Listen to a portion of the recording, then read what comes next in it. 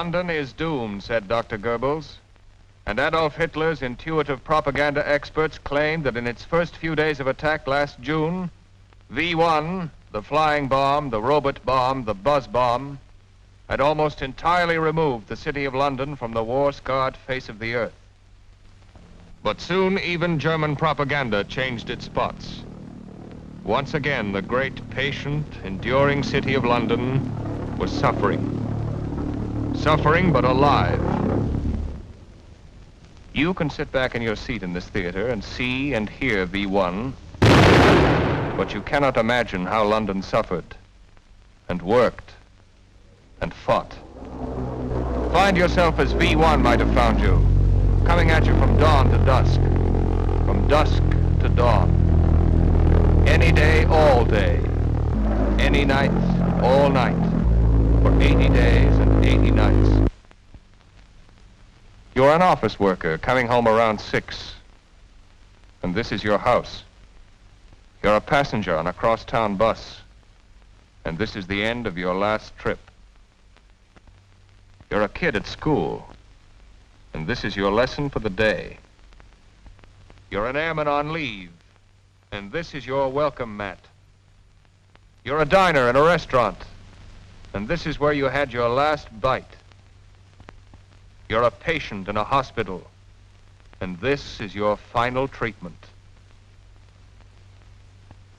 You're a worshiper in a church, and this is where you kneeled and never got up again. Yes, London suffered under V1. 23,000 buildings utterly destroyed. 1 million damaged. Over 5,000 lives lost. Over 16,000 broken. But London worked. You're a member of a heavy rescue squad and you dig with your hands to save a life. You're an attendant in a first aid station and you haven't slept for 3 days. You're a GIMP and you break patrol to help the London Bobby. You're the man on the street and you do what you can.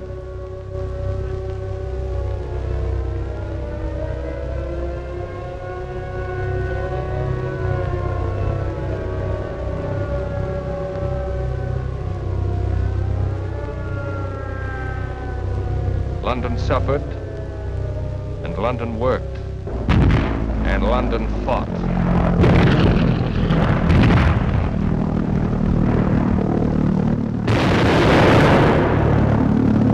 You're part of the crew of an Ack-Ack battery on the south coast, and you can't close your eyes.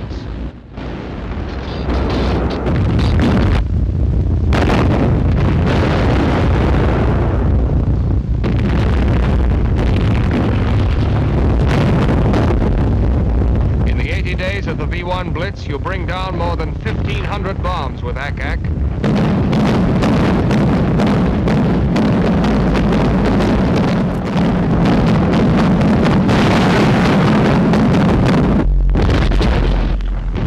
You work hard down on the south coast, in the white sun and gray mist, and in the nervous night.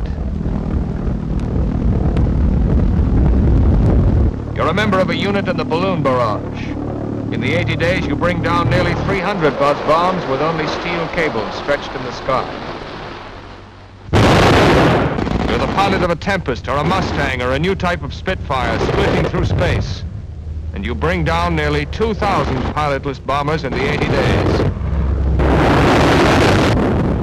And it isn't easy. Yes, you fight back and you bring them down in the thousands. But some get through to the villages and towns of southern England, and some get through to London, and their numbers are also in the thousands.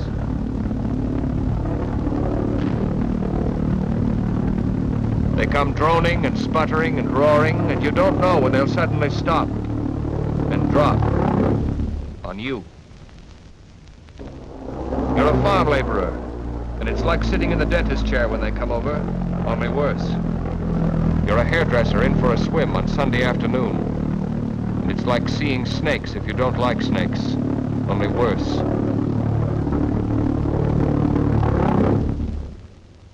You're You're a citizen of southern England, and it's a matter of life and death. Your life and your death. You're a roof spotter or any kind of spotter, and there's nothing you can do except watch out for them and pray. London wasn't doomed, as Dr. Goebbels said, and London wasn't finished. But London was hurt. 50% of V1's total of 8,000 launchings were brought down. But there was death and pain and chaos. Schools, hospitals, churches, time-famed landmarks were high among Adolf Hitler's targets of blind chance. Women and children headed the casualty lists. The city was hurt, but the city will heal. The people of London, of all England, are beginning the work of reconstruction now, are on the job at this moment.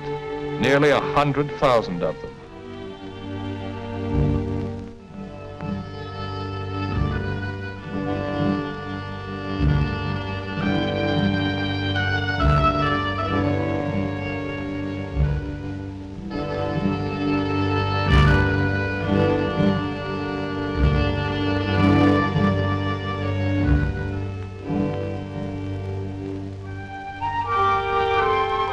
$150 million tiles and slates are on order for buildings like these, and 200 million square feet of ceiling and wallboard, 50 million square feet of glass. Winter is here, and once again, thousands are the figures. Tens of thousands haven't any homes in England.